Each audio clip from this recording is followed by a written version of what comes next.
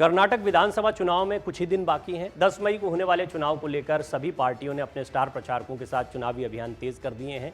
चुनाव प्रचार के दौरान आरोप प्रत्यारोप भी चरम पर है। कांग्रेस के पूर्व अध्यक्ष राहुल गांधी कर्नाटक की बीजेपी सरकार पर 40% कमीशन सरकार होने का आरोप लगा रहे हैं। अपनी रैलियों में राहुल गांधी कह रहे हैं कि आगामी विधानसभा चुनाव में उनकी पार्टी के सभी नेता मिलकर चुनाव लड़ेंगे और भारतीय जनता पार्टी का सूपड़ा साफ कर देंगे।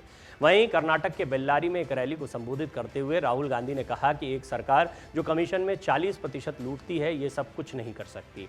कांग्रेस नेता ने कहा कि प्रधानमंत्री कहते हैं कि चुनाव में कांग्रेस की चुनावी गारंटी की रेवड़ी संस्कृति के रूप में आलोचना की जाती है। उन्होंने कहा कि भाजपा के लिए मुश्किल होगा क्योंकि पार्टी तो 40% कमीशन में भरोसा करती है।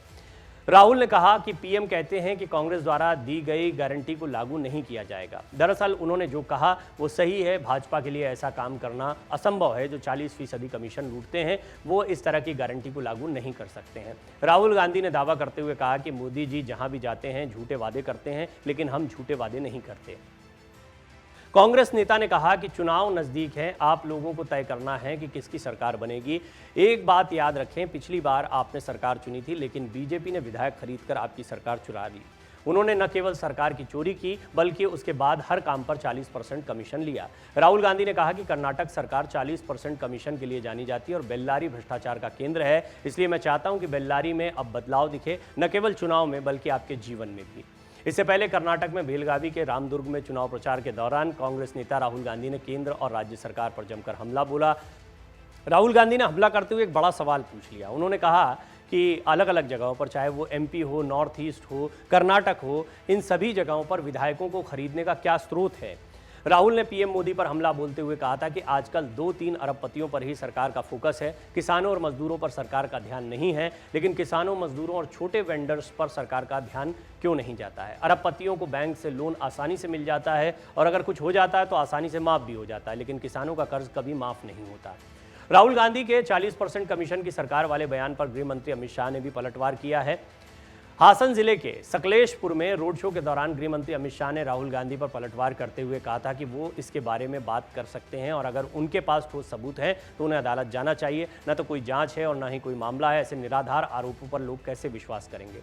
गृह मंत्री ने कांग्रेस पार्टी पर आरोप लगाते हुए कहा था कि हमने यहां से मुस्लिमों का आरक्षण खत्म कर दिया है। हमेशा अनदेखी के शिकार हुए लिंगायत, वोकालिंगा, SC ST आरक्षण बढ़ाकर उन्हें साथ लेकर आगे बढ़ रहे हैं। उन्होंने कहा कि हासन बदलाव का दौर देखेगा। इस बार हासन में हम 4 सीट जीतकर काफ़ी आगे चल रहे हैं। कर्नाटक में चुनाव प्रचार बहुत तेज़ी से आगे बढ़ रहा है। इसमें कई बयान दिए जा रहे हैं। इसमें मल्लिकार्जुन खड़गे का सांप वाला बयान काफ़ी चर्चित हुआ। बीजेपी ने इसको लेकर आपत्ति जताई, चुनाव आयोग में शिकायत की है। तो वहीं विषकन्या सोनिया जी के बारे में जो कहा गया उससे भी काफ़ी आपत्ति कांग्रेस ने जताई और कांग्रेस ने इस मुद्दे को हाथों हाथ लेते हुए जमकर बीजेपी पर निशाने साधने शुरू कर दिए।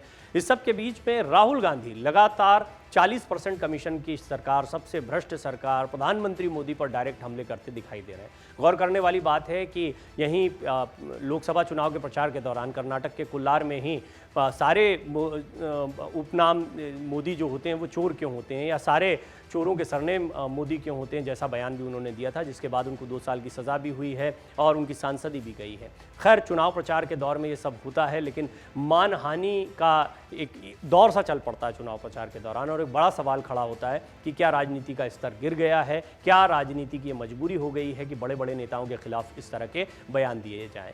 बहरहाल राहुल गांधी को अभी अच्छा रिस्पांस मिल रहा है कर्नाटक में। देखना होगा कि उनकी रैलियों में जो भीड़ आ रही है या उनको भारत जोड़ो यात्रा के दौरान जो रिस्पांस मिला था वो वोटों में तब्दील हो पाएगा। राहुल गांधी दावा कर रहे हैं कि 150 सीटें इस बार जीतेंगे और वो अपने कार्यकर्ताओं से और नेताओं से कह भी रहे हैं कि 150 सीटें जीतकर लाना है, नहीं तो पहले जैसा माहौल हो सकता है। दरअसल पिछली बार भी बीजेपी को पूर्ण बहुमत नहीं मिला था। जेडीएस कांग्रेस सरकार बनाने में भी कामयाब हो गए थे, लेकिन इसके बाद सरकार गिर गई और कई विधायक जो हैं वो बीजेपी के साथ जुड़ गए थे। इसी पर आरोप लगा रहे थे राहुल गांधी कि ये विधायकों को खरीदने के लिए पैसे क्या आते हैं, क्यों, कहां से आते हैं और इसका स्रोत बताएं प्रधानमंत्री मोदी। राहुल गांधी ये हमला इसलिए भी कर रहे हैं कि वो ये जताना चाहते हैं कि यहाँ पर 40% कमीशन लेकर ये पैसा इकट्ठा किया जा रहा है और बार बार वो अपनी हर रैली में इसी मुद्दे को उठा रहे हैं। देखना होगा कि इस मुद्दे का कितना इम्पैक्ट कर्नाटक की जनता पर पड़ता है। मन से उजाला कर चले, मन से उजाला कर चले, एक अमर उजाला कर चले।